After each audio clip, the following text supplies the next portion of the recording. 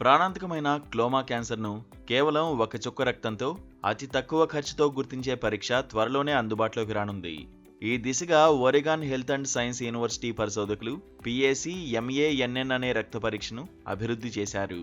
పరిశోధనల్లో భాగంగా pancreatic ductal అడోనోకార్సినోమా రోగుల్లో మరింత చురుగ్గా ఉండే నిర్దిష్ట ప్రోటీన్లు, ప్రధానంగా ప్రోటీజేస్ కోసం 350 మంది రక్త నమూనాలను పరిశీలించారు. PDAC అనేది క్లోమా క్యాన్సర్లో అత్యంత ప్రాణాంతకమైన రకం. ఇది సంధాన కణజాలాన్ని బలహీనపరచడం ద్వారా క్యాన్సర్ కణితులు పెరగడానికి దోహదం చేస్తుంది. ఈ ప్రోటీన్లను గుర్తించడం ద్వారా క్లోమా క్యాన్సర్ను 98% ఖచ్చితత్వంతో నిర్ధారించగల పరీక్షను రూపొందించారు.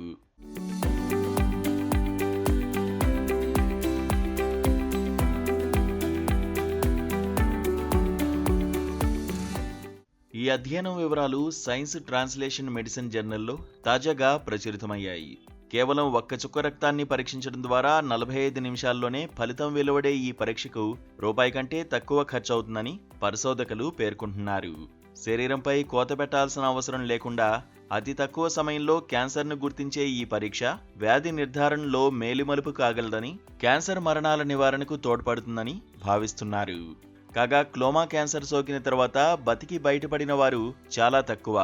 ప్రతి నలుగురిలో ఒక్కరే ఏడాది అంతకంటే ఎక్కువ కాలం జీవిస్తారని అంచనా. వ్యాధిని త్వరగా గుర్తించలేకపోవడమే దీనికి ప్రధాన కారణం. 2024లో క్లోమా క్యాన్సర్ బారిన పడి 50,000 మందికి పైగా మరణించారు.